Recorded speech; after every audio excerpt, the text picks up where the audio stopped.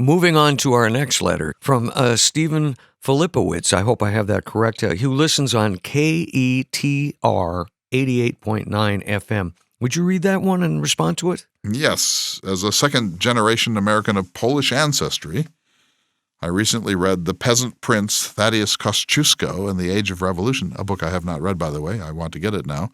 But another one. Amazon Prime. Would you put the program on hold here for a moment?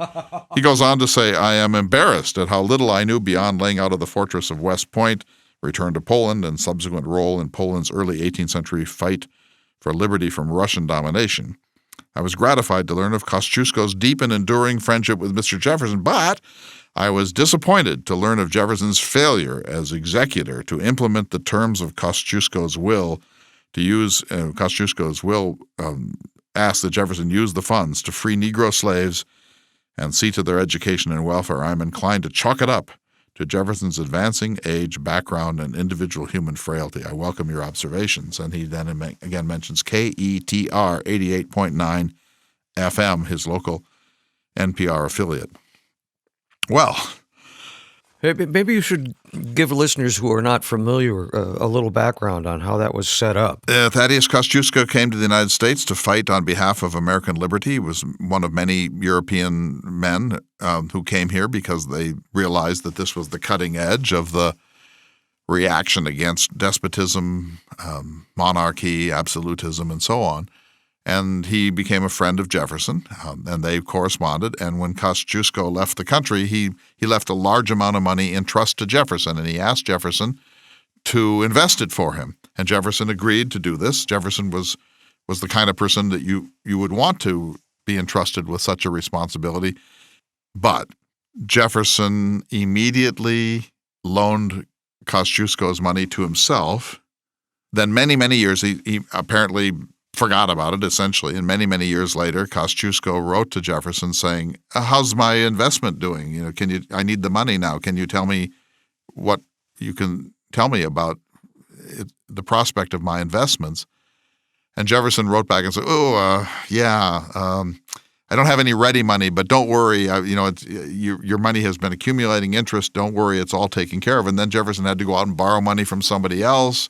If I might interject, you recommended a book to me, which is very dense, and I'm working my way through it slowly, called Principle and Interest. The story is told in that book. In some future episode, I'm sure we'll get to that, but it's a pretty interesting story of how debt burdened his entire life. And ate his character to a certain degree. So to go back to Stephen's question, first of all, Jefferson, you'd have to say, was ethically challenged. Jefferson committed an ethical error, a moral failing by loaning that money to himself. And then when Kościuszko created his will, the intention of which was to pay for the manumission of black slaves and then to supervise and provide for scholarships or their education and welfare, Jefferson didn't do that. And he didn't do that because he was conflicted about slavery, but at this point in his life, he didn't think that this was any longer a good idea. He believed that there should be wholesale emancipation or manumission and then repatriation in Africa or colonies of freed slaves somewhere. But he couldn't stomach the idea of a case-by-case manumission followed by a kind of a paternalistic supervision or sponsorship, and so he wouldn't do it. And again, back to this principle and interest, a simple judgment was, he stole the money, but it's much more complicated than that. He didn't steal the money. He borrowed it to himself and didn't pay it back. When Kościuszko needed it, Jefferson was able to make payments. He didn't just say, oops, can't help you, or not return the letters. But the thing is that Jefferson, to use a term from our time, David, Jefferson was essentially check-kiting. He borrowed from Peter to pay Paul. He's always mortgaging this to pay off that, and it just deepens his debt. He's a Pollyanna. He thinks better crops are coming, better prices are coming.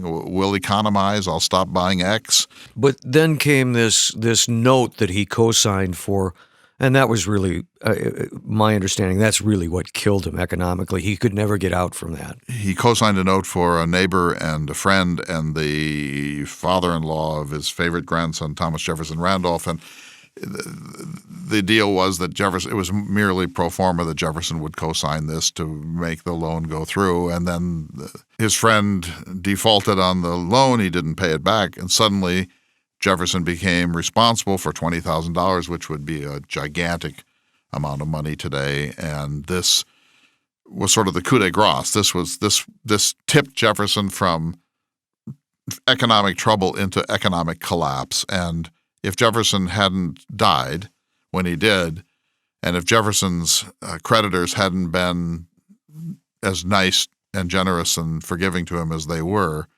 he would have been tossed out of Monticello the way someone's home is repossessed when a mortgage is defaulted on today. Jefferson is very fortunate that he was able to live out the end of his life in something like dignity. Admittedly, enormous frustration and guilt, but in something like dignity, thanks to the fact that he was a former president and people just couldn't bear to treat him the way you would treat anyone from Omaha or Redding, California today.